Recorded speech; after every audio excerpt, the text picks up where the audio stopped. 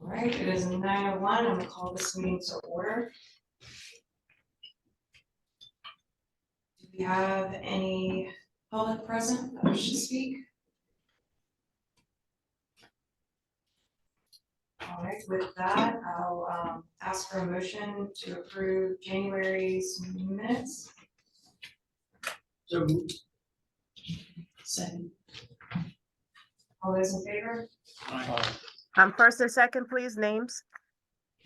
The first was Mike. Seconded by Rebecca. Thank you. All right, on to new business.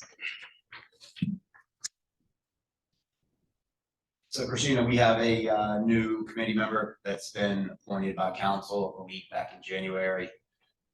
He's got big shoes to fill in replacing Lynn, who has been a long time face at these meetings on Thursday, even before she was a committee member and even predating me.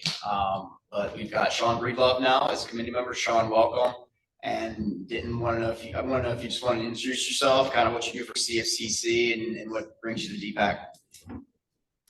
So thank you very much. Glad to be here. I may have to pop in and out a couple of times because I did have some prior commitments before becoming a part of this. But I'll try to stay on as long as I can. I am the Director of Events and Safety for Cape Fear Community College. And you're right, I do have big shoes to fill, and I wish I had $1 for every time I've heard that. But I'm happy to jump in and do my best. 123-100. Welcome, Sean. I got a question for you. So did you take Lynn's position at CFCC, or is it a new position? Yes, I took Lynn's position.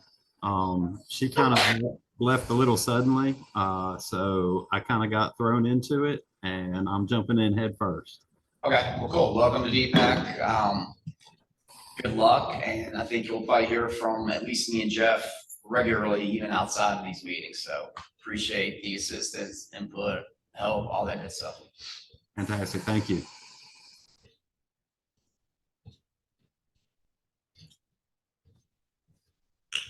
All right, next up is our annual parking fee review. I sent out, before we go into it, I sent out to the group PDF just outlining what we had presented to council over the last 2 years. There was a 3-year parking fee recommendation that went to council, I think in FY22. The idea behind that 3-year increase was to just incrementally increase instead of jumping from, $1.50 an hour on street to $3 or $8 max rate to $14 max rate. The idea was to really come about it incrementally and a little bit slower and kind of try to avoid what some of our neighboring beach communities have done over the past years and do some really hefty jumps. So I sent that out so everyone could see kind of what we were talking about, and then here's some meat to kind of what we do, how we came up with some of these recommendations, and then we'll end up with some questions, comments, and we can talk through as needed. Even when we don't offer recommendations, we still do an annual benchmarking of municipal cities in Carolina, outside Carolina, regional beach communities. Similar size, shape, and fashion as Wilmington. This list on the screen is not comprehensive, but Alexandria, Asheville, local beach communities, Charleston, Durham, Charlotte, Greensboro, Raleigh, all fairly compatible with what we do and good comparisons. And I believe these are the same cities that not only parking uses as benchmarks, but other departments and divisions within the city. I think I've kind of added and subtracted a few through the years, but we do benchmarks just to see how we compare to some of our neighbors and fellow municipalities. In doing the comparison as of January this year, you look at our on-street rates, our on-street is actually higher than our benchmarks for the first time ever. On average, on-street hours are $2.38 per hour.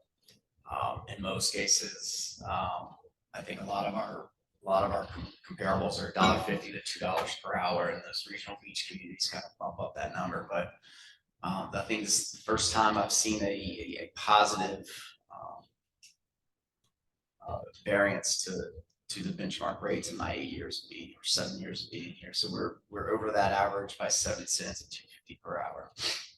When you look at the all streets, which is decks, parking lots, still down quite a bit on the first hour.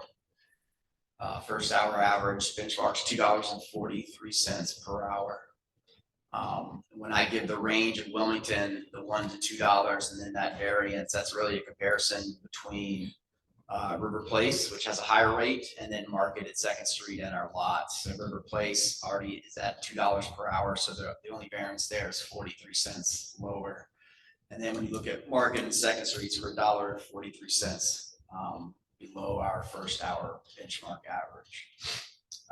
Daily max, quite a significant difference there. Daily max across the board average $21.18.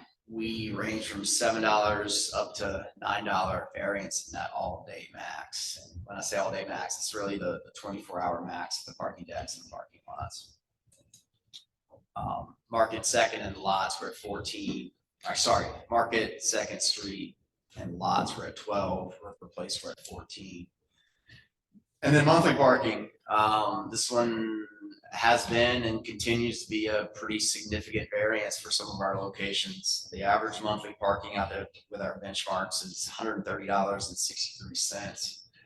Compared to our locations, River Place, we're down $10.63 because it's right now $120 per month. That's our highest monthly rate across the board. But when you compare it to Market, 2nd Street, and our lots, where the brunt of our monthly parking contracts are, it's a $55.63 variance. That's a pretty significant difference there compared to our benchmarks. And this is even after going up $15 2 years ago. We went from 50 to, actually went from 60 to 75 2 years ago. So we've gained ground on that variance in 2 years' time. Just a reminder, noted earlier, we offered a 3-year recommendation presented to the council 2 years ago. City Council has to officially adopt their fee schedule every single year. We are in the 3rd year of this initial recommendation. So council has seen this. They haven't seen an updated version or been presented on as of recent, but they saw this exact same spreadsheet noting the 3-year recommendation last year in year 2 of that recommendation. In that recommendation right now, some highlights from that sheet I sent out, and we can dig further into these if you'd like, but the on-street recommendation was going up from $2.50 to $3 per hour. Decks and lots, really we're looking at incremental hourly increases across the board. With leaving the first hour the same, and then pretty much from the first hour up, going up, I think in most cases about $1 per increment, and then the max going from I think 12 to 14, so $2 increase there. The idea behind leaving that first hour the same is for some of you that know the history here, we used to have the 90-minute free grace period. We got rid of that 2 years ago. Currently, there's a 30-minute grace period at 2nd and Market Street decks. And the idea was really, even though we were way below our benchmarks on that first hour cost, the idea was to pretty much not touch that $1 for a long time. I think from the staff review of that, $1 is still a very, very affordable rate for an hour of parking. There's not a lot you can get in downtown for $1. It's a good hour of parking for $1. But the idea was pretty much not to touch that one, especially since we just got rid of the free 90-minute grace period. 24-hour max increases across the board, in most cases going from 12 to 14 for that max rate. River Place going from 14 to 15. And then the decks and lot monthly fee at Market 2nd and the 2 lots going from 75 to 90 per month. That's another $15 incremental increase. And the reserve going up being the exact same incremental increase from 125 to 140 per month. Just to talk about the reserve parking here for a second. There are benchmarks on our list that have done away with reserve parking just to improve utilization of those parking assets. It's a lot of times you're not getting the value in that monthly cost from what that real space is truly worth. And on a busy Friday, Saturday night, when we're getting close to capacity, you can't backfill those spaces and they're sitting there empty. Durham, Raleigh, and I think Charleston, all 3 have gotten rid of their reserve parking across the board. So I don't know that we're ready to get rid of it quite yet. Some of these reserve spaces are folks that have parked in these spaces for 15, 20 years. But moving up on that rate regularly will be a goal. And then 2 or 4 that weren't on the initial recommendation to council on that 3-year period. It's just because things have changed a little bit. The Skyline 929 deck, we're looking to add a second event fee of $10. We only put in a $20 flat event rate last year, and we were really looking at the Live Nation concerts. I think with a lot of civic events and some smaller events happening at the park and elsewhere, we're looking to put in just a lower event rate just to make that affordable for most. And then with our new change to the gate list, we're looking to put in an overtime fee of $14. So if someone doesn't pay their hourly fee through our new process, they would get hit with a $14 overtime fee. And that really matches the max rate there. And then something that would not go through the budget process and would have to go to council on an agenda because it changes the city's code. With our on-street fees going up through the years, we haven't looked at the overtime citation fee. Currently, it's $20 for an overtime citation fee at a meter. That's less than the all-day rate of the meter. I think the all-day rate with the $2.50 per hour now is $24 and some change. So right now, it's cheaper to sit there and get a citation versus paying that meter all day. Right now, a recommendation would be move that up to 30. And then also look at the commercial loading zones, which we're just continually having challenges with folks parking in these zones and not being a commercial vehicle, or commercial vehicles really not following the rules and parking right next to loading zones and blocking the street. That is also just $20. I don't recall when either of these have been changed in recent history, but the commercial loading zone, looking to bump that up to $100 for infractions, just to hope to change some behaviors with that one. But those 2 would have to go to council on a Tuesday night agenda, not through the budget process. And with that, just kind of open it up for questions, concerns, discussion. So the new parking assets the city is looking at coming online, the 2 new parking surface lots, would they take on the same rates? No, that's a great question, Christina. Since they're new, I think we're recommending them at the lower rates as compared to the parking lots. So what we reviewed with you guys last month is what we would recommend. And then, without going into too much detail of, commercial loading zones, with the increase in fee, I just want to make note that at least on Front Street where I'm at, the commercial loading zones are not the proper length that they need to be able to support some of these larger trucks that are bringing in food, especially when you're extending the ramps out.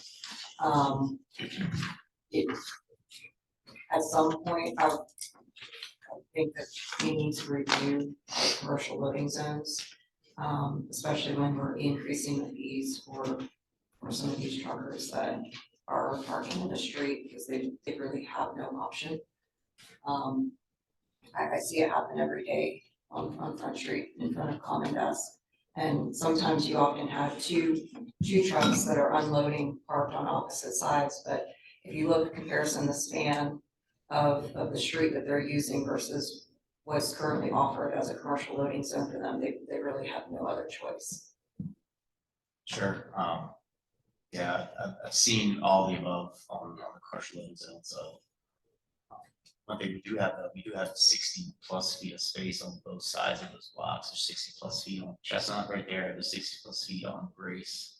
So I think a lot of times they're taking the path of least resistance.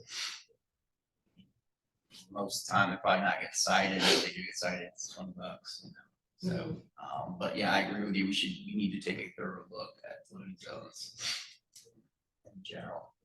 Same with some of the single zone on the zebra block of North Front Street. It's small, right there by Front Street Brewery. But we have 2 full-time zones at Princess that are 60+ feet in length, and then a part-time zone that's just as long by Hell's Kitchen. So I think the initial idea was to push a lot of those deliveries to those side streets, get them off of Front Street. Just we didn't really manage that very well. Is there a current map that outlines where the commercial loading zones that are in downtown Wilmington and the length of each zone? Map, yes. Length, I don't know, but we can add to that.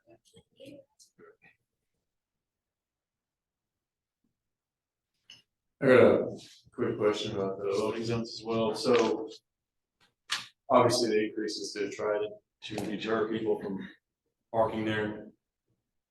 It's a pretty substantial increase, and the $100 tickets for most people is pretty substantial. So is there a change in signage to let people know that this is a $100 fee if you park here versus if they've been doing it because they know it's $20?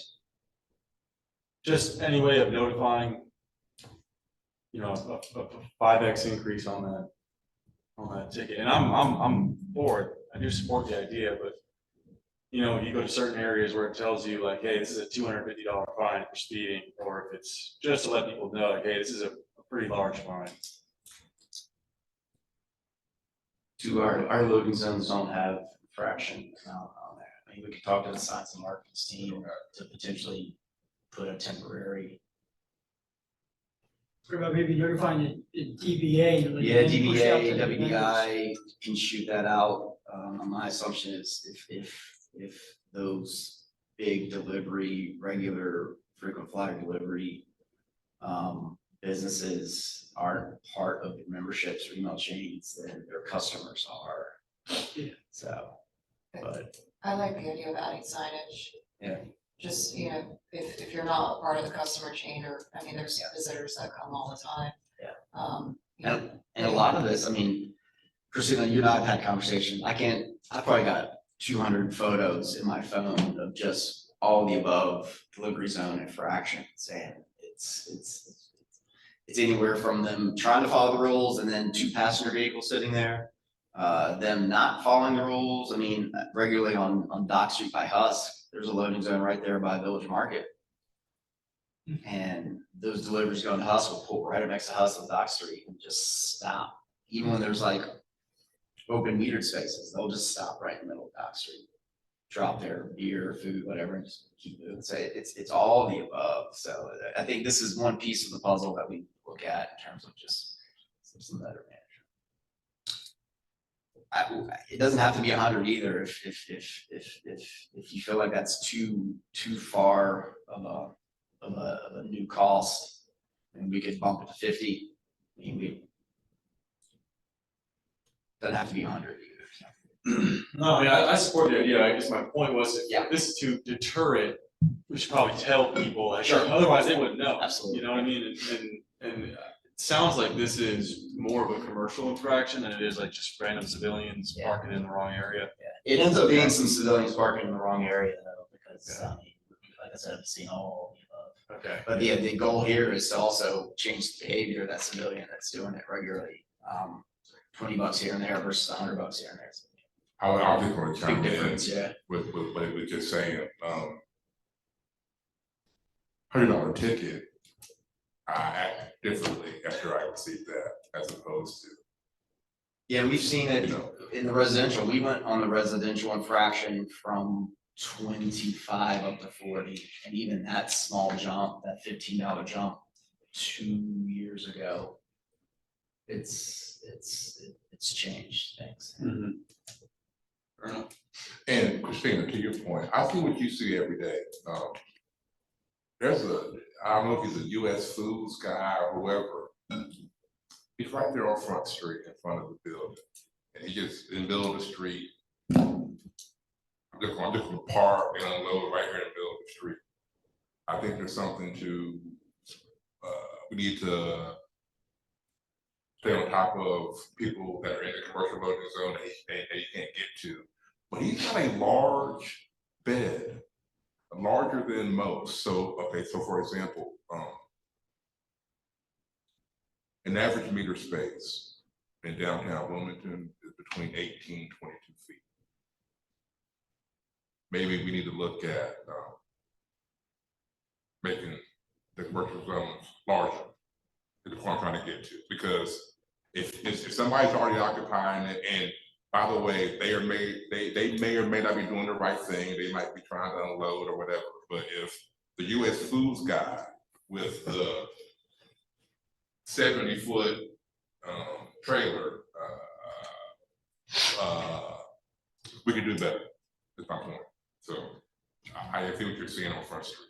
One piece of this too that maybe this isn't DBA and WDI email blast to your email list.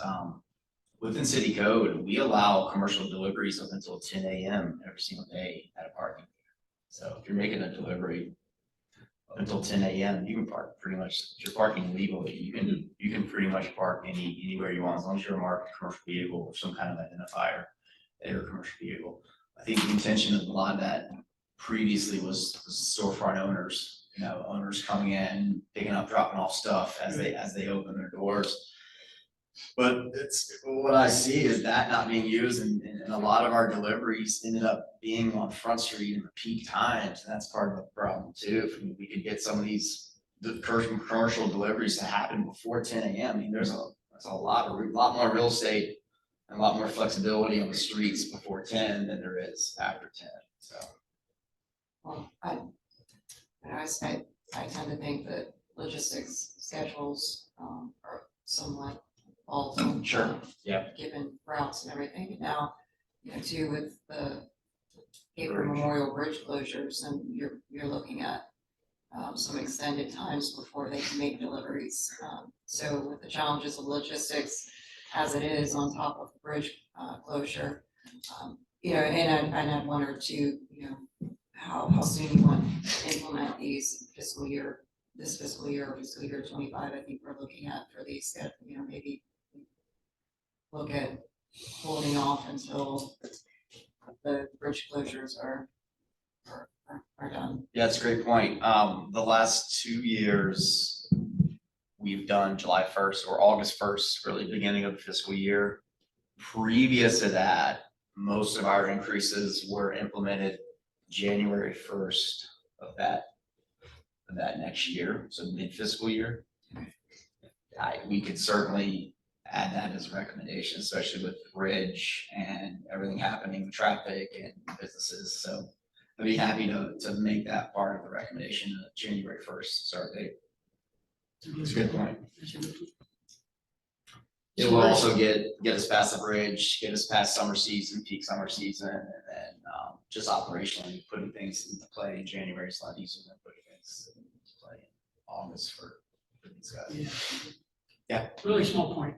First slide with the rates increases, top line. This one or this one? I'm begging your pardon. Yeah. The second one. Top line, 238 versus 250, is that math right, 7 cents? Yeah, it's just an average. It's an average. Okay. Yeah, we're averaging, I think, 12 municipalities. That's what Gotcha. it comes out to. Yeah.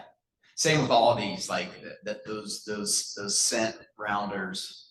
That's an average. So we probably should have rounded up or down, but yeah. Thanks. Yep.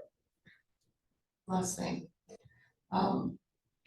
Based on recommendations from the Riverwalk assessment, it was made, there was a point made that there should be a little bit more clear signage and less confusion on the parking event signs, you know, saying, and maybe not in line with what is currently presented here, but, you know, first hour, $1, $2 for every hour after that, and then, you know, all day fee of, you know, $15 and $20. Just to make it a little bit easier to read.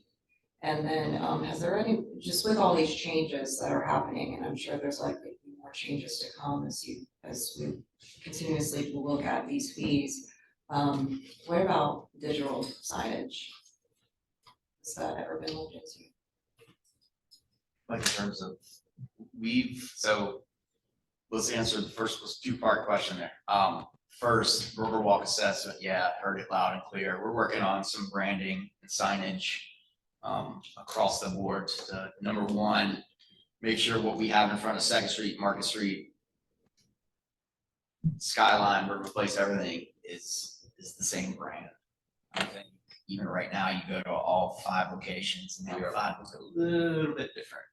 So I think goal number one is to brand it well and brand it with this exact same look across the board. So when you're driving in, you know, it's Stone City owned, it's our logo, or it's our marketing piece out front. Second piece is what do we do to clear it up to attract folks in there and not make them have to go through 10 lines of fees. So we're working on that. Second part, what was the second question? Sorry. I was, since we're continuously changing these things, I'd imagine you guys would have to update the signs Oh, quite a bit. yeah. You know, how, would it be effective to have digital signage for rates? We haven't looked at digital signs for rates. We've looked at digital signs just for occupancy. How many folks are in the deck, how many spaces are occupied, how many spaces are available. We haven't pushed it through yet because number one, they're expensive.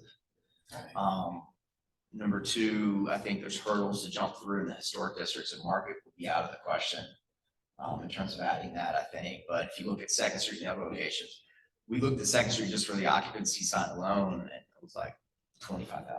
So it's pretty pricey. We could definitely pursue it and look at some prices and bring some back to the committee. But yeah, there's the cost of signage. A lot of times what we can buy, depending on how many times we use the sign, you can just buy a small overlay and just update those rates on there. So it's not a huge cost. Christina, you're asking about a display board with the rates. A display board that could include the rates and also the occupancy and just have one. And, you know, I don't know why it would be, why you couldn't do one on Market Street deck just because of, right, it's just a computer that you would, I've seen it in other cities. Just display. The historic district, HDR, the historic district overlay rules have some input into that. We haven't pursued it yet, but I would think there could be some challenges there. Well, if you need help. But yeah, Because I- Scott, I don't think Scott's on here, but Scott had asked for a very similar thing just with the occupancy stuff. And we pursued it, got calls, just at Second Street. We didn't pursue Market because of the historic rules. So we pulled back and we're just looking at Second Street at the time, but $25,000 for a digital sign the size of that podium there, just noting, you know, welcome to Second Street, number of spaces available, that stuff. What I showed it to Scott, like we kind of all scoffed at the cost, value, benefit of it. But we could definitely pursue it. We're just talking right now. I know the feedback. We're just talking right now. So this morning, I'm talking with my boss and the district manager for Pivot. The NC State Vet School, they have a display board you're talking about. They can tell you exactly how many spaces are occupied, all this other stuff. So what you're expressing is on my heart already. But then there's another component.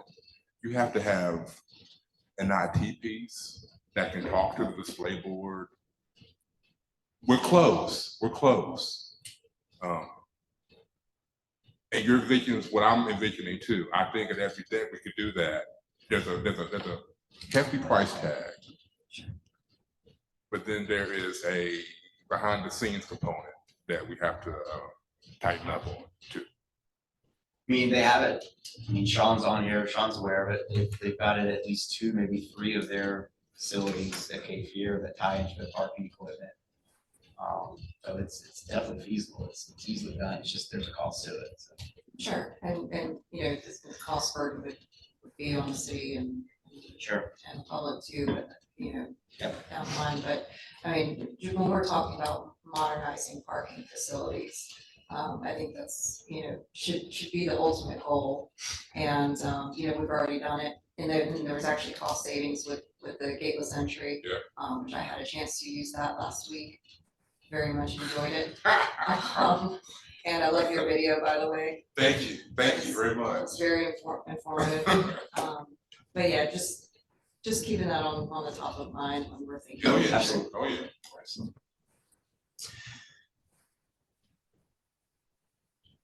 So with that, I guess, any other questions, concerns?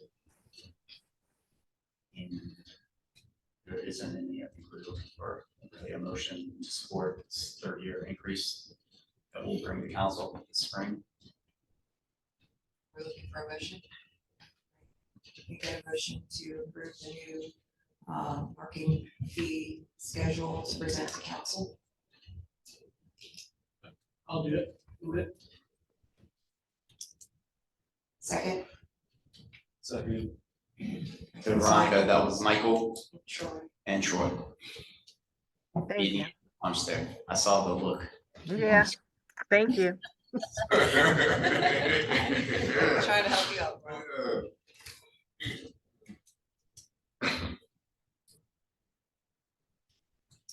Is that all for new business? Believe so. Right.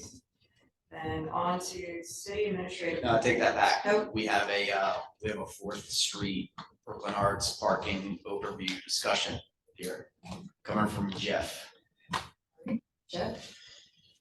Good morning, Deepak. As you know, I'm always happy to speak with you and share what we're trying to get accomplished in downtown, and without trying to bias opinions. I think that we put a lot of thought into stuff that we talk about before we bring it to you all. As you see on your screen right now, there is a montage of photos of the Brooklyn Arts District. Just to give you a little bit of the background of where we're going to go today. Hey, Jeff, real quick. Go ahead. Madam Chairperson, correct me if I'm wrong, we got a motion, and we got a second. Did we get an all in vote? Yeah, let's go. Let's roll back before we. Excuse me. Yeah. Apologize. All those in favor? Aye. I apologize. Were there any nays to that parking fee vote? Those opposed? Got it. All right. Thank you, everyone. My apologies. Sorry about that. All right, Jeff, back to you. Sorry, so yes, I'm glad we got that handled. Let's make sure we get stuff approved. Just looking at the photos for a second before we go to the next slide. Let me give you an example of what we're talking about. So that kitchen sink photo in the bottom, you can see the Southern Furniture Company logo on it from probably the original conception, right? But then it's been the Fox's Boxes, 2016, then it became the kitchen sink in 2021. Allegedly, they have an amazing bread bowl that I need to partake in, and amazing soups. But as we start this conversation, I just want to set the backdrop of the businesses, the residents that we're dealing with. Brooklyn Cafe, you got the condo up here. We have an open parcel in the bottom photo. Can we go to the next slide? So the reasons to discuss Fourth Street. We have increased commercial growth coming.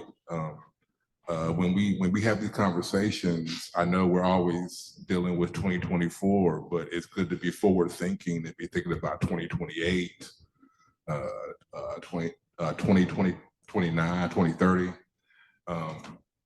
The MPO building, that second photo is getting ready to come to fruition. There's going to be some activity that comes to Fourth Street, and this is CBD prime real estate that we're talking about. I think the other thing too is, as we have this conversation, if anything that you're looking at right now sparks, the raise your hand moment, let's do it, and then we kind of talk about it as we go through. But I have a question slide at the end for this. But ultimately, I think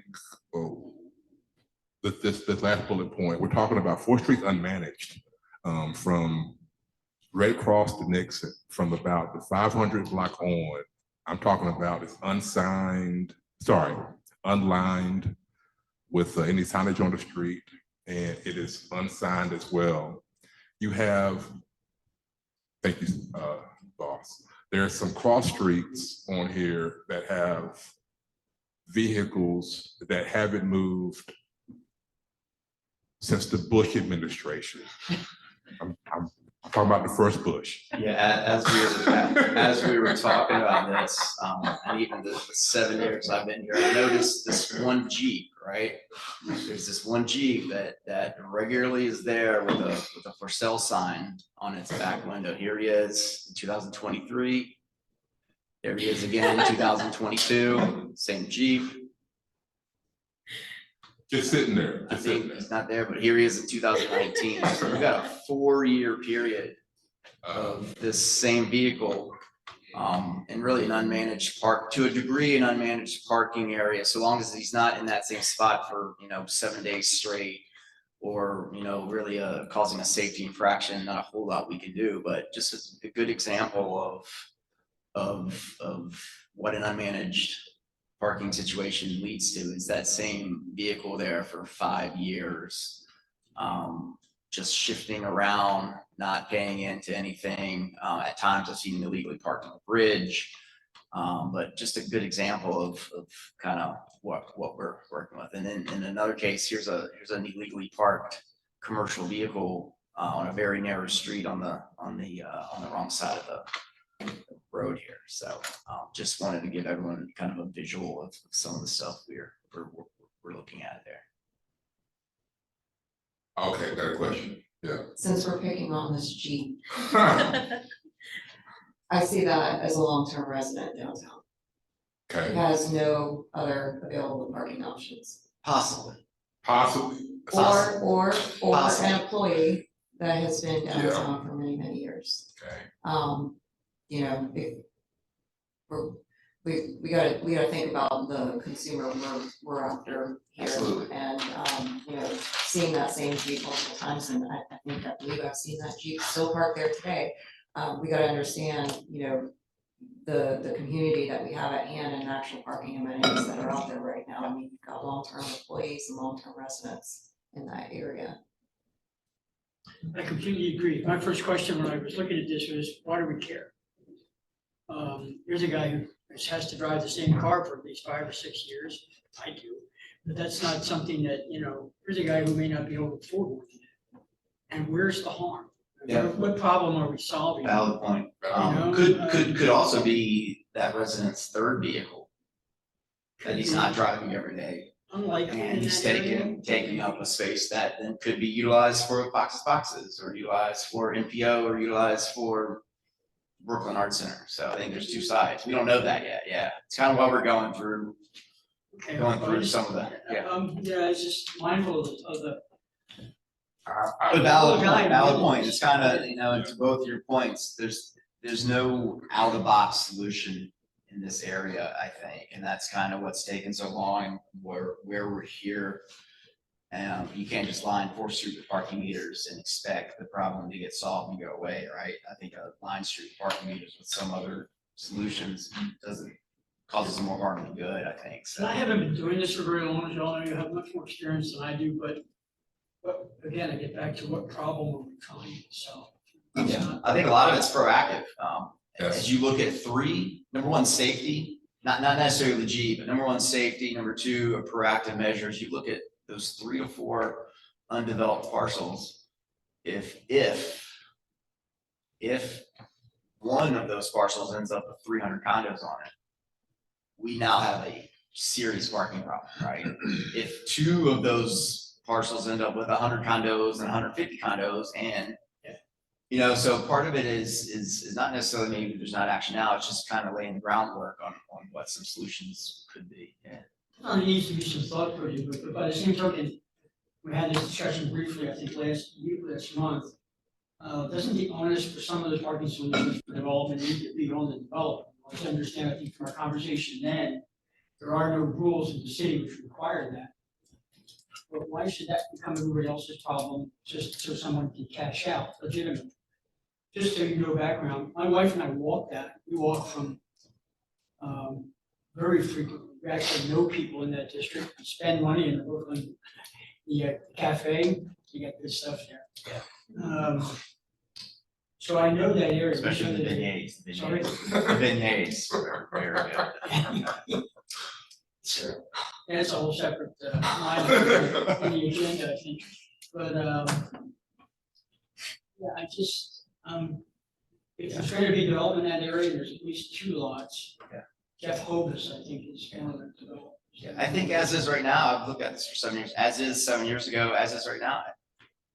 Probably doesn't need to be a whole lot of management put into it. I think it's. Yeah, I mean, that's It's where. pretty static, but I think that growth opportunity puts a heavy constraint over there. And a lot of it might be protecting those folks that are already there with the management plan. Like, if there is a potential, some kind of mixed use type permit system, which Jeff will get into this, a lot of it might be protecting those interests that are already there and keeping some of those.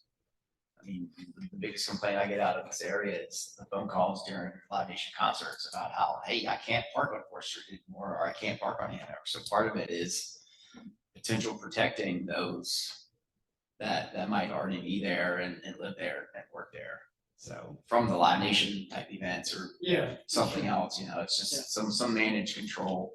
We don't have a solution yet, but this is why we're kind of garnering appreciate input, that, yeah. so. Um, Probably part of the reason why it's just taken us this long to get here. I mean, it's in the CBD. And it truly is a beyond the mixed use. And I think the larger residential component in piece of the CBD is what makes it challenging. A residential component that Yeah. doesn't have enough in-house built parking, like I think it's the Brooklyn, not the Brooklyn House, what's the apartment condo there next to City Block? Oh, at 4th and Hanover. I know you're Yeah. talking about, The other corner next to yeah. City Block. It's Brooklyn something. Yeah. But it was like one of the first, condo units there, even before City Block. They built not even 1 parking space per unit. And when talking to those residents, most of them have a car underneath in their little mini parking deck. But Mhm. when you're talking a second vehicle, third vehicle visitors, that spills out into the area. Yeah, I just want to say one thing about that. I'm not sure if you all remember when I first joined this committee. I had mentioned there was one intersection in particular that I did not like, and it's exactly that road. It's 4th and Hanover. Because our office is right there. It's on that break street, Hanover Street. To your point, how much of a problem is it? I don't know. I don't know if it's an opportunity for us to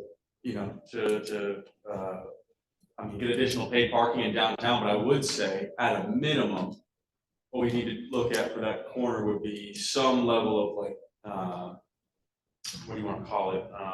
Curb buffers. My problem with that street is that on both sides, on 4th and on Hanover, people park, and you can see that Jeep is literally parked at the stop sign. yeah, And on both sides on Hanover, so when you're trying to pull out of that intersection, you're like having to look over your car and, you got someone coming at 35, 40 miles an hour. You better hope they stop or you got a fast car. And, you prevent the the accident, but yeah, not just my 2 point. Yeah, and that, I mean, that is part of when we look at safety, you know, it's even at the bare minimal of a managed plan is this first step when we get there. It's, Yeah, you know, something as simple as the proper setbacks with no parking signs and on all 4 corners, all 4 quadrants, and then an updated parking layout, striping type thing that you see throughout everywhere except for this area. So yeah, I mean, that's part of it. And Hanover and Brunswick, they're both narrow.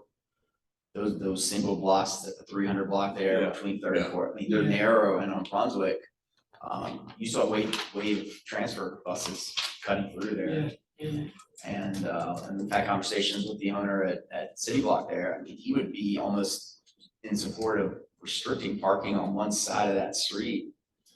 Just It's not really true, it's out of. right, just to increase just the safety alone. So we're kind of trying to look at it comprehensively and just finally bring some stuff to everyone here and just start having that conversation. The WMPO building, they have parking built into that plan? Nope, Seriously, there's lots on both sides of that building. nope. They're coming on the street. I think they've got 5 or 6 on site, and that includes 1 handicap, I think. And I'm not sure if that's part of their use or if that's also wave management employee type vehicle use. There's a teeny tiny lot, I think on both sides of the actual transfer center. But yeah, as of right now, there's no built-in off-street parking with that project. And this is, how many folks are gonna be working here? Or like, got maybe 20 employees maybe? It was 25. I'd say 20 roughly, on any given day. Plus meetings and board meetings and visitors. So that's the same block as Edward Teach Brewing, Brooklyn Arts Yes. Center, right across the street from, CNN, Mother Hubbard's Covered, 4th or right. Right and there. yeah, so you've got the commercial. And then you interests got there that as well. breakup, with the wave exit, the transit. Buses pulling out of the lot.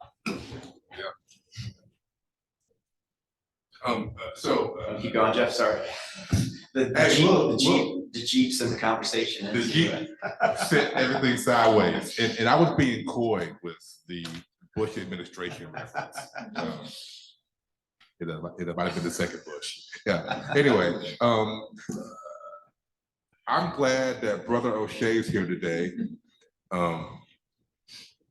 He can tell you that I think his family might have one of the last residences on 4th Street. Is that correct? yes, that's correct. Okay, so you've got a native Wilmingtonian in the building today, and they can talk about, O'Shea, I'm not putting you on the spot, sir. This is reference, that people park on that street all the time and it's lawless. I'm trying to find a better adjective, but it's lawless. Moving on to the occupancy analysis. Matter of fact, me and O'Shea, we went and rode this thing together in the golf cart and got data for what we're doing today. Pivot, they had an analysis that they did from last June up until November, and the time frame from 10 to 8. And like what we're seeing is there's no rhyme or reason when 4th Street gets busy. That's not a formula really you can just do. If you went by right now, this is what, 9:45, 9:50. If you go by 4th Street right now, today, I bet you it's packed. But then tomorrow, it could be wide open. It's hit or miss. Long story short, we did this thing for almost a year almost. And it appears that the heaviest block is that 600, 700, 800. You got a little baby nightmare on that block. It was averaging 72% occupied during the day. Then you got to formulate them cross streets that you're dealing with. So we just showed you the photo of the Jeep from the Bush administration. He camps out there. Long-term parking for free, right?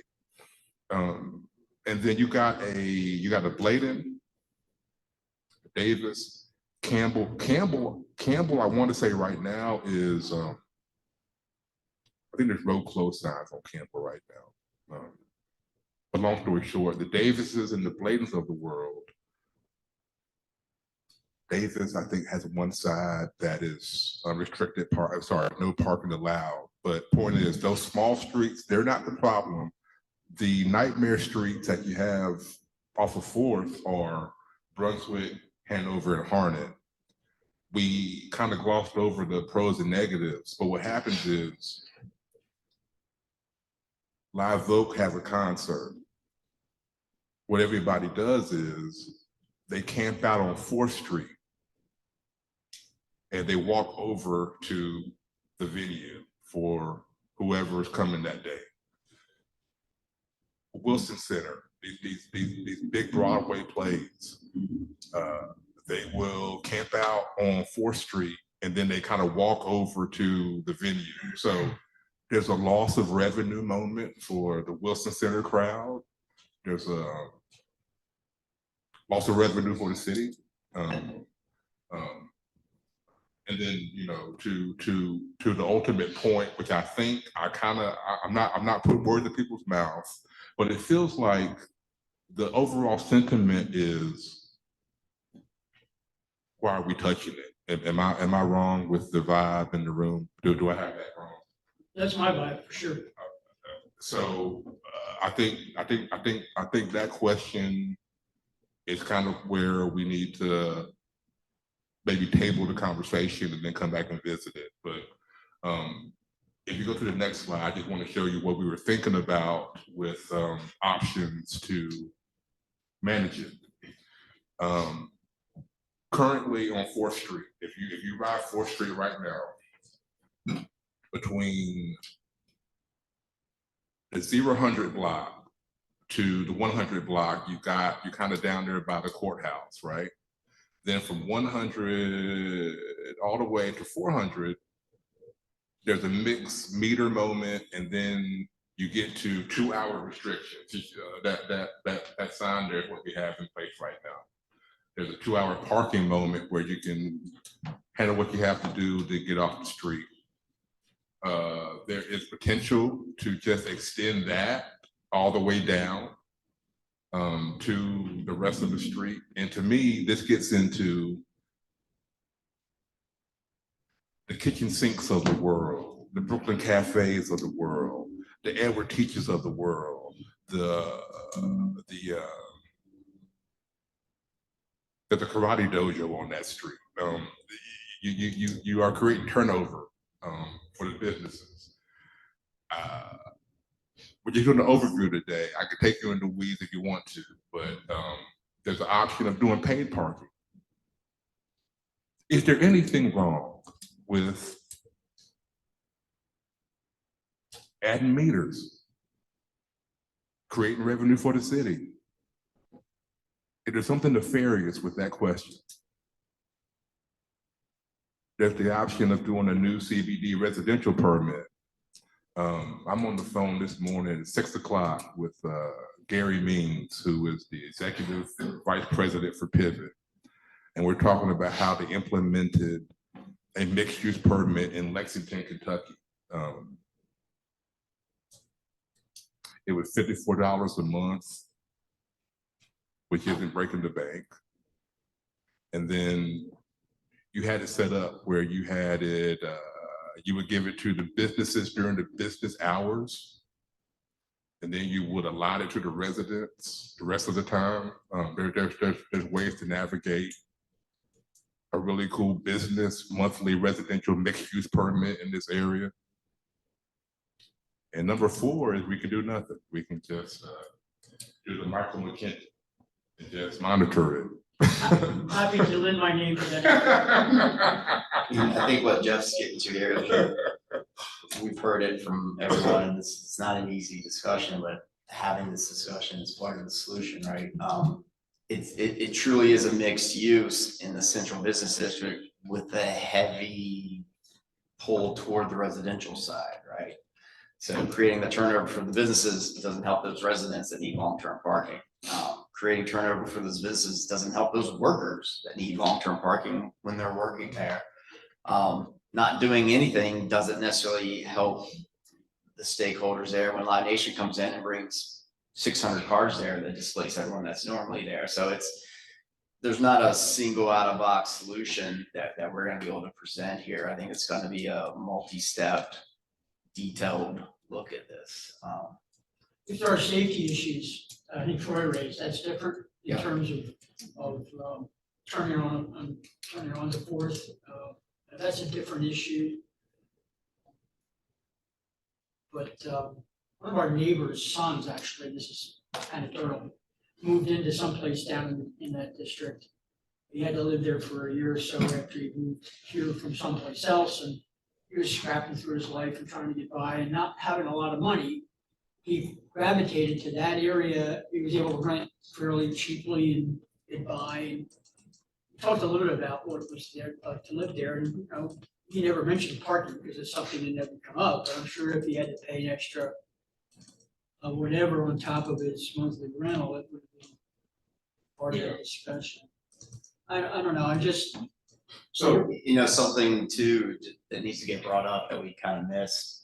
There's also a residentially zoned district right next door to 4th Street, halfway down these 400 blocks off of 4th Street, heading toward 5th Street. It's nearly a halfway cut. These blocks get cut in half by zones, CBD versus R5 or whatever it is.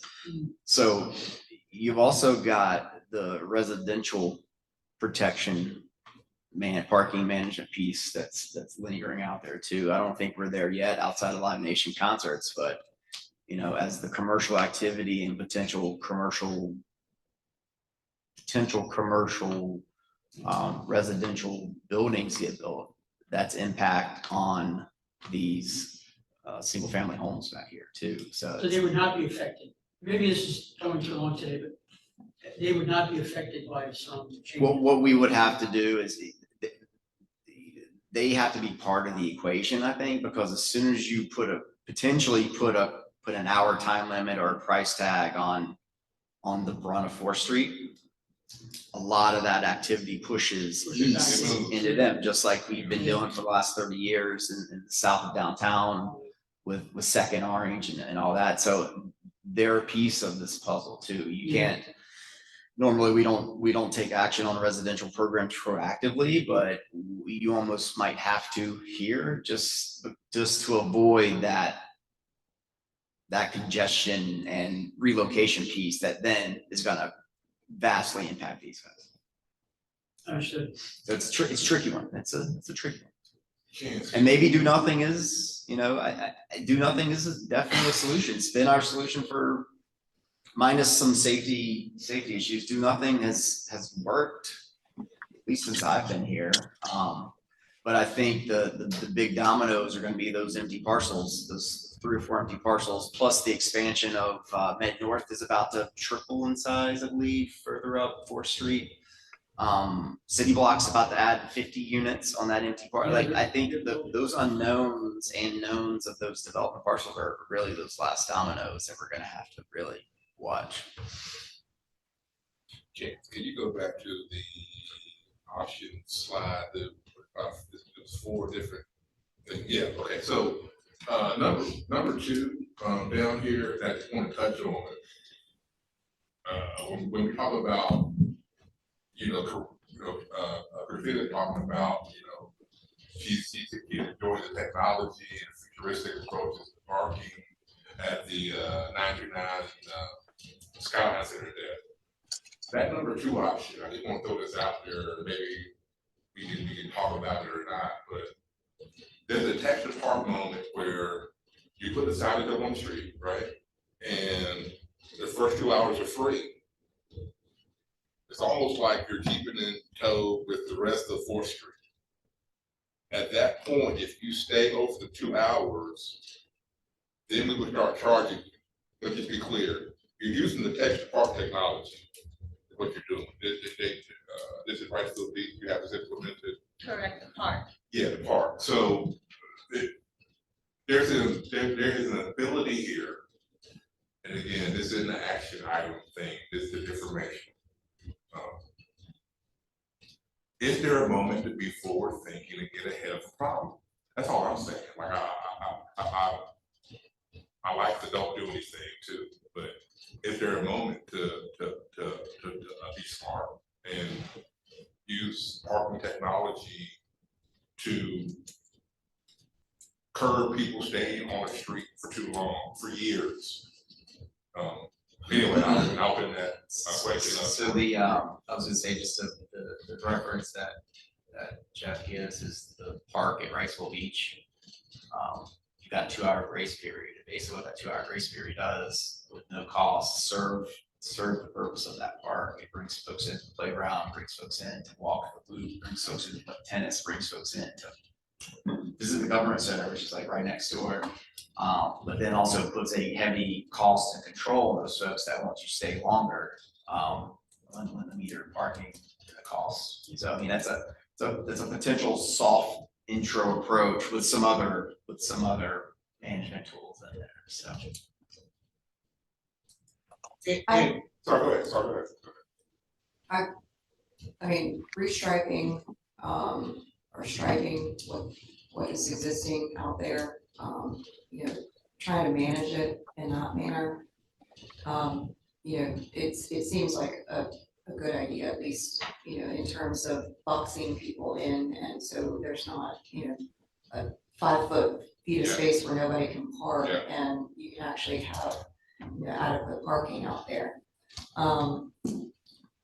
If through your assessment, you could go in and see how many residential units are currently there and how many residences, how many employees each one of the employers has, how many employees each one of the commercial businesses have, like Open Cafe, you know, kitchen sink, there's a new cocktail bar that's going in there.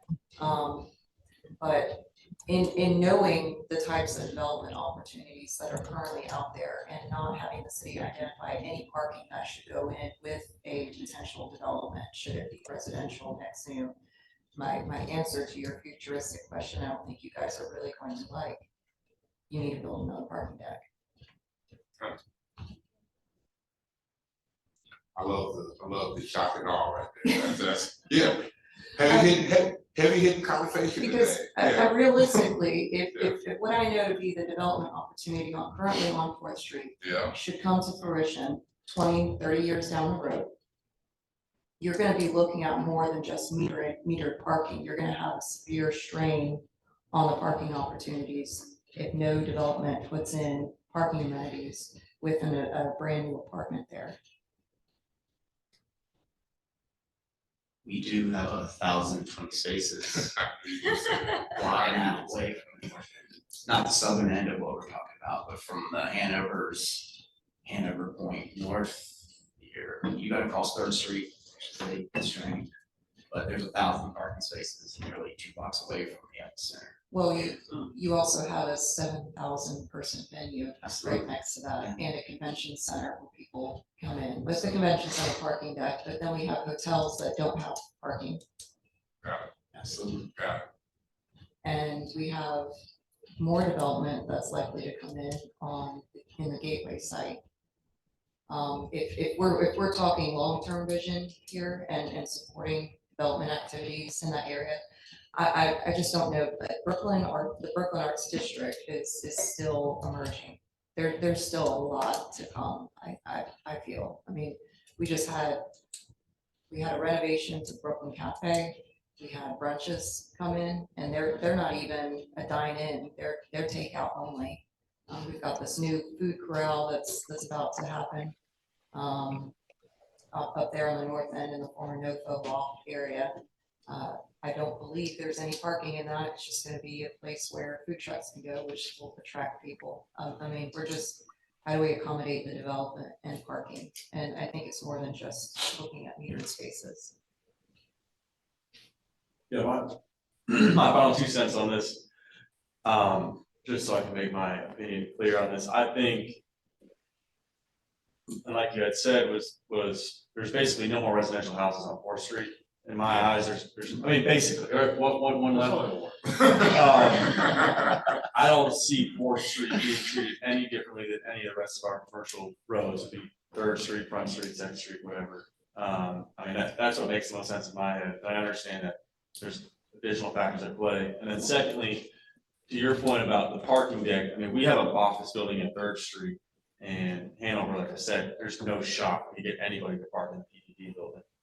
We've asked, I mean, and the thing is, like, for the average person, we can all walk fine, thankfully, but, you know, there's, what's the proper terminology? Maybe like a handicapped person or someone that's unable to walk up that incline every day, and especially when you have the sun going down at 5 o'clock, and you have women that work in your office or live, and they have to walk by themselves for 3 blocks. And I'm not trying to, you know, whatever, patronize anyone, but it is a point where that's probably not gonna be the solution for at least the Hanover portion of, you know, Fourth Street and further down south, so. That's fine. So people aren't gonna walk in PPD. I don't think so, yeah, I mean, we've asked our tenants, you know, and some of our properties downtown to do it, and it's just like, are you serious? Can't believe you proposed that. It's like, I think for those folks who are wanting to go to an event at the Brooklyn Arts District, or who wants to just, you know, take a walk on the river and then go have lunch at the kitchen sink, I think they will walk. But if you're looking in terms of the residents that live there who currently do not have any parking options, like, you know, Mr. Jeep there. Yeah. I don't really see them wanting to park at the parking deck there and walk that far with their groceries and that sort of thing. I get it.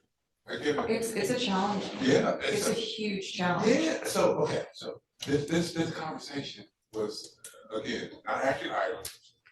Let's just hear all the points of view.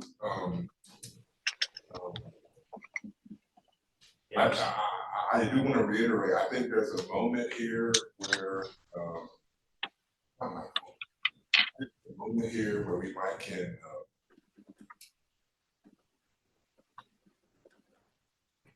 capture getting ahead of a problem, but I'm hearing everybody's thoughts. I'm hearing- One thing, Jeff, add to your, there is off-street parking throughout Fourth Street. Bill Compass has off-street parking, Bill Compass is currently charging for monthly parking. Brooklyn Cafe has parking there. So one thing we also need to do is inventory, we'll add it to Jeff's list of not only weight counts and stuff like that, but add to that inventory what's already out there. From my understanding, the Brooklyn Arts District has a pretty good business owner conglomerate that works together on, you know, like raising their voice in the community and driving traffic to that area. Have we heard anything from the business owners regarding concerns about parking? And if so, or if not, how in the past have we gone about gathering data from residents and business owners on what they would like to see in the area?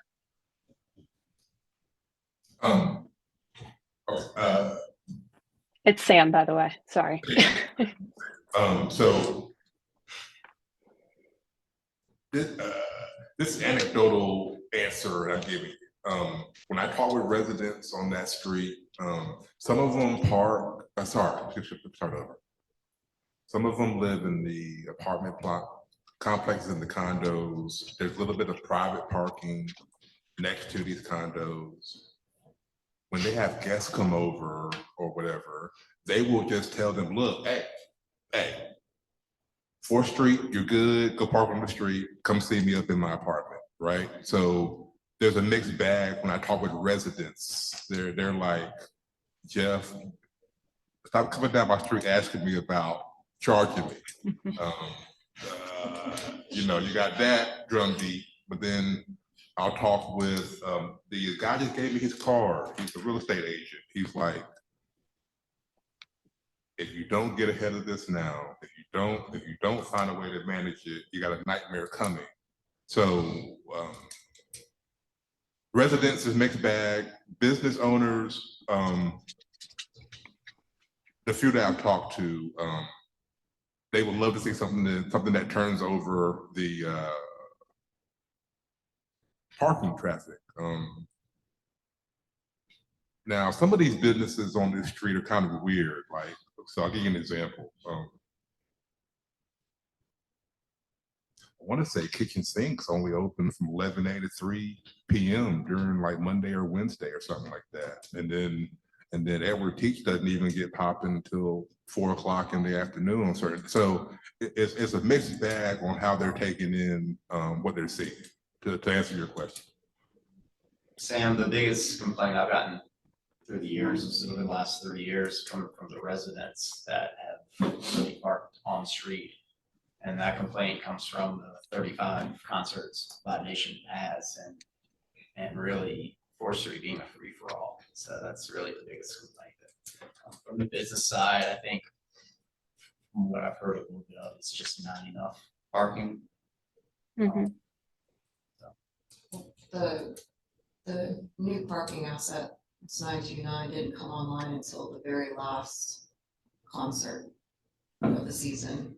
So, you know, this next concert So we'll- season will definitely be a good indicator on how much of that traffic actually spills over, because I'm with if I were from out of town and there was parking deck just a block or 2 away from the venue, I would probably spend the $20 just to walk to that venue and then jump back in my car and go out. So there may be a little bit of relief for the North 4th Street area, just given that new parking amenity. So it sounds like now the takeaways are continue gathering data. Yeah. Even more data than we've got from WDI's standpoint.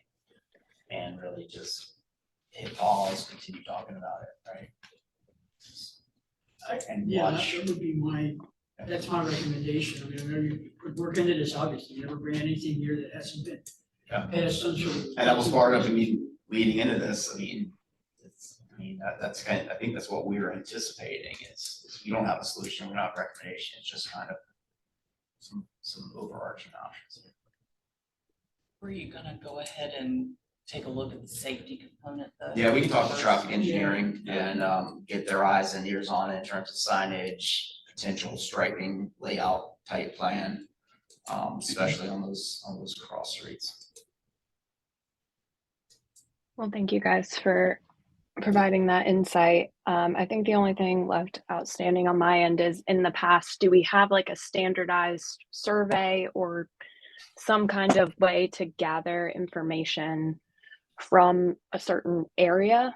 Is that something like WDI and DBA could help facilitate? Like, how do we go about that on a regular basis? And I think as we progress, we didn't bring that up today, but we're looking to develop that to kind of gather what the true needs are. How many employees, do they have parking, do they not have parking? You know, where the sweet spot is for charging, if you charge, that type of stuff. We're working on that behind the scenes. So, yeah. Okay, perfect. Thank you. And whether that would go through WDI or the arts district, business community, or what, it'd probably be a multi-pronged approach just to get it out there. Maybe one final comment from me, and that would be, I understand and appreciate the burden that concerts must place on those neighborhoods, but generally of the disposition that those kind of business created problems should be at least in some measure solved by the business which is benefiting from that. I mean, maybe that's obvious, and I'm sure that's your view to begin with, but just so we're. I think a lot of that is the residential component are the ones voicing concerns on that. The businesses are obviously getting a piece. Yeah, we piece don't of that have, influence. they don't have it. It's that natural conflict between commercial and residential There's always parking gonna be that interests tension. always, yeah, but yeah, it's kind of a flip side look at it at times, yeah. But you said what I didn't say earlier. It's that natural conflict of this district as a whole. It's that balance between residential and commercial. It's a tricky one. Jeff, if you want, to meet with any of the business owners in Yeah, the group, yeah. you know, I can speak with some of the district group heads and see if there's a good time that you can go in and speak about the challenges and not be put on the chopping block per se. I but- figured it might go sideways, but I would love the opportunity to give them what we've seen, insight to the data we've collected, and also just pick their brain and get a solution everybody wants to do. So yes, please let me know when we can do that. And WDI can help work with you on surveying or doing anything that you need. Absolutely. We can speak to property managers, get an idea of how many residents are currently there needing parking and that sort of thing. Absolutely. Don't envy the jigsaw puzzle that you have to put together. I was gonna say, don't start with the Jeep. Don't- Don't start there. Don't start there. Just don't. Not yours, Rebecca, is it? No, It was just an example. I wouldn't admit to it if it was. This Just one. an example.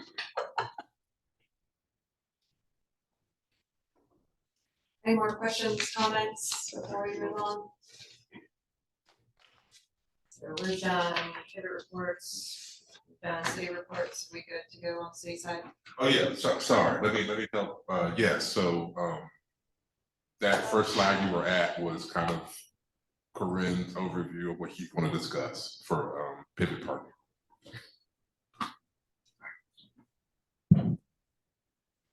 Morning. I just have a couple of slides that I want to put together really quick. I hope everyone here has had the opportunity to utilize text to park on the street. The feedback that we have is that it is easier and quicker and seamless. We implemented it on the street on January 15th. So this is just half a month of data. This is strictly just the rest of January. Obviously the top is the central city of Wilmington P code, and that transaction was 1,613. So that obviously was the most used. Revenue is on the left side. It generated about 13,000 just in a couple of days. So it is definitely adopting very well. Something to note that I will present next month is with the text to park data, I can do a comparison report by localized patrons, and I can pull actual zip code transactions and compare it to outer North Carolina tourists. So I will present that data when I have a full month. Second Street Lock, again, this is just Q2 fiscal year 24. So this is October, November, and December, and this is a comparison to pay by phone versus text to park. So over the 3 months, you can see that there is a $21,000 difference where text to park blew pay by phone out of the water. 1,154 transactions is the difference as well. And then I pulled the same information for Hannah Block Lot with the same comparisons. And again, you can see the difference with text to park compared to pay by phone for the same months. This is our citation analysis. Again, this is for October, November, December. These are all the citations written, how many were contested, how many were voided, aborted, how many were paid, and our total collection letters that were sent out. We had 14 non-enforcement days in fiscal year 24 between Veterans Day and holidays, especially with the pavement. We also had to block off multiple meters. And then on the other side is our immobilization update. I also pulled January numbers just to see, but you can see our immobilization numbers are still very high. We are still collecting a lot of outstanding citations. And then finally, I broke down the type of citations that we have written for October, November, December, Q2. The CLZ is the loading zone citation. So this is how many we have written that we would like to increase that fee that just got approved. So it would roughly be around the $100 citations that were written. And I'm open to any questions if there are any. Okay. Next slide. So an update with the Skyline Center. We have this LPR that is fully working, and we have been just collecting data and occupancy. It is integrated with the IPS pay stations that are there. There are 2. It is implemented with the exempt city and Thermo Fisher license plates, as well as the text to park option that is in that facility. So as we drive around and you can see on the top, it collects license plate data, it will pop up whether you are paid or unpaid or exempt or not supposed to park in the deck and you have not registered correctly. So we just wanted to send a little picture. That's what it looks like as we drive around in our golf cart. Christina, did you pay last Friday? Hey, Just curious. I did. How did you pay? Did you pay station or text department? I did, text mark, How was your feedback? Was it easy? other than having to change my license plate number, because I haven't used it in a while, it was really easy. Yeah, it was super easy. Wonderful. And the QR code that was right there in the entryway was very helpful. I mean, I think it's good as long as they don't like, you know, tag my license plate before I get paid, we're good.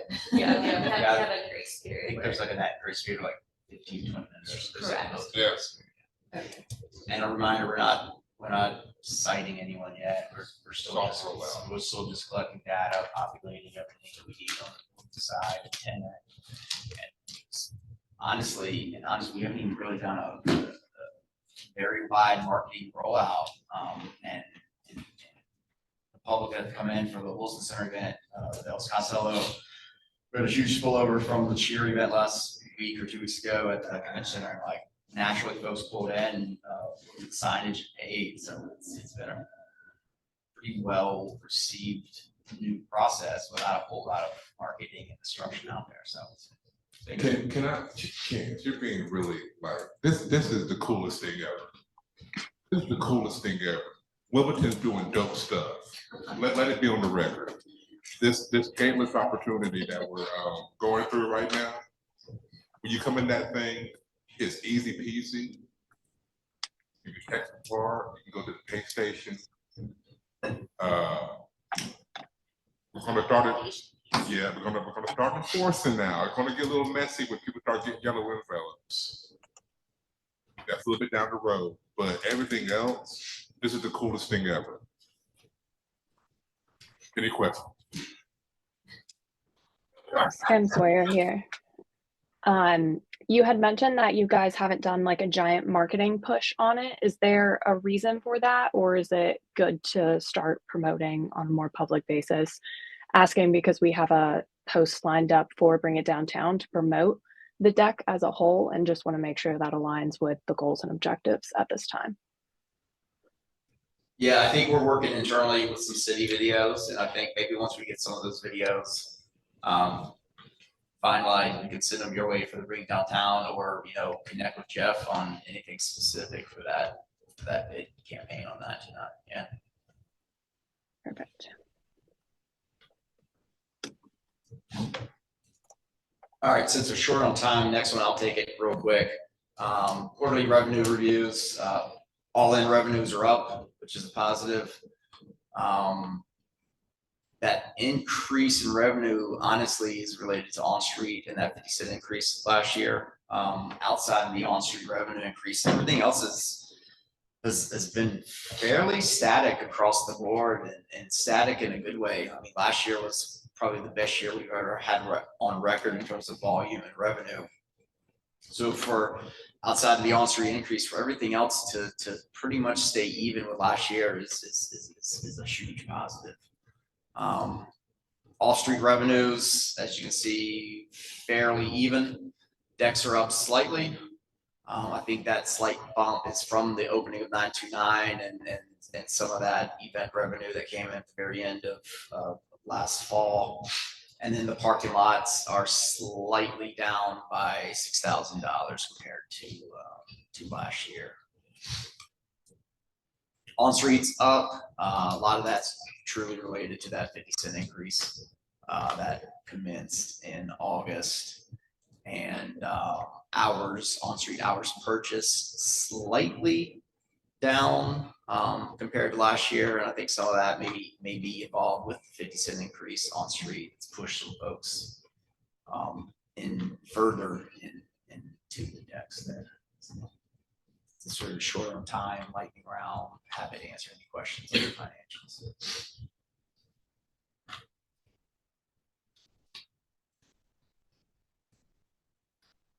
All right, if there aren't any questions, let's move on to organization representatives reports. Lieutenant Nichols?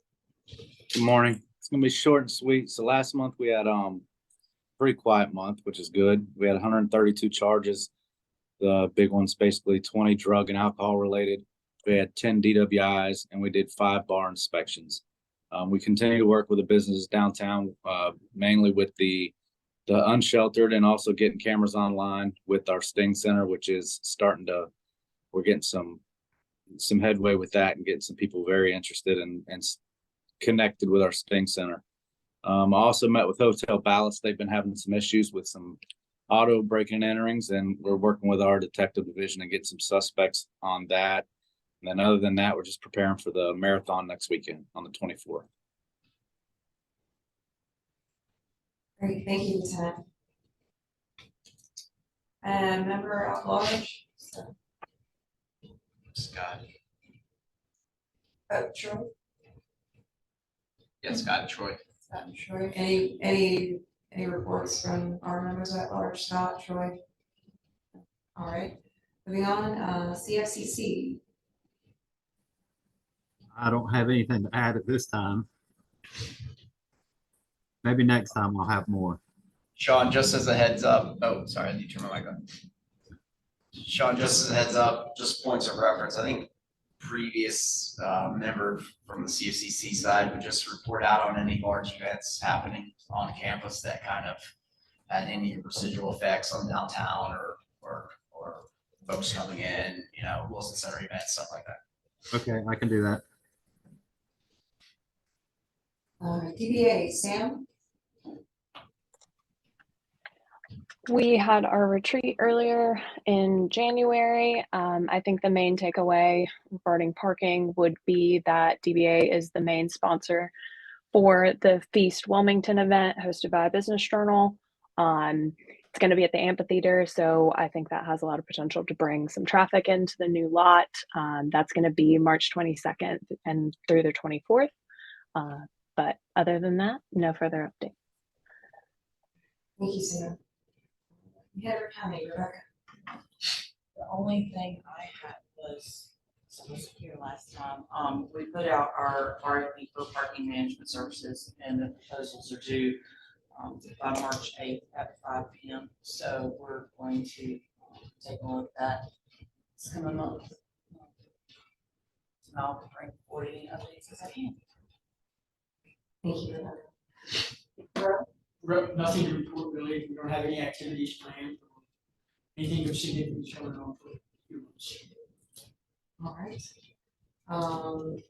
For WDI, we are still working on some banners and a few pieces to our destination downtown marketing campaign to try and push some of that traffic off of 3rd Street to come downtown, park, explore everything we have to offer. And continuing to run MSD services. We've had a number of success presented at the joint city county meeting regarding our outreach program, which has led to commissioners and council holding another joint meeting with some organizational representatives. So looking forward to that. And then for this committee, I would like to show our just a visual of what our new online parking map is going to look like. This is in its final phase of development. It should be ready here to present to you all next meeting. So this is just a visual, it's not the actual website, it's just PDF file, screenshot. So obviously all the parking amenities are not fixed at this point. The development team is working on loading that in. But this is what it will look like. It'll have, so all of the city's parking amenities as it stands on the website, plus the new 929 parking deck, Hannah Log lot and the 2nd Street lot will be fixed on this page.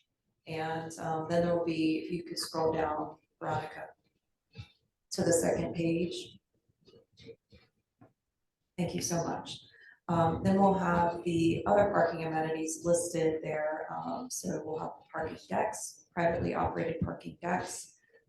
We'll have the other amenities listed, as the arts, entertainment, so folks can know where to park and they can click on these parking amenities and then see what's around it by clicking on their type of entertainment of choice, whether it be bars or nightclubs, sporting events, activities, that sort of thing. It will also have a link to WDI's website for most recent events. We will have other transportation options. We'll have Wave Transit's and website there. We'll have additional parking resources. We'll have a link to Pivot's website, information on holidays where there's free on-street parking, and a number of other things. So WDI, after this website is developed, will be going in and loading in photographs of the entryways of each city parking deck. We'll be listing the operation hours. Again, a link to Pivot parking within an individual. So if you click on that parking amenity, a little bubble will pop out and you will be able to scroll in it and be able to view the hours of operation, the parking fees and all that sort of thing. So same thing with businesses. If you click on the dining options and you click on a restaurant, it will show you a picture of the restaurant, the location, hours of operation, a little description, and that sort of thing. So looking forward to presenting this to you guys. We have a lot of work ahead as me and my team will, myself and Caitlin works to populate the information on this page. But really looking forward to being able to offer this to the community. So this was brought about by Bring It Downtown funding and was implemented by WDI, and we'll also share this website with the city of Wilmington, I hope.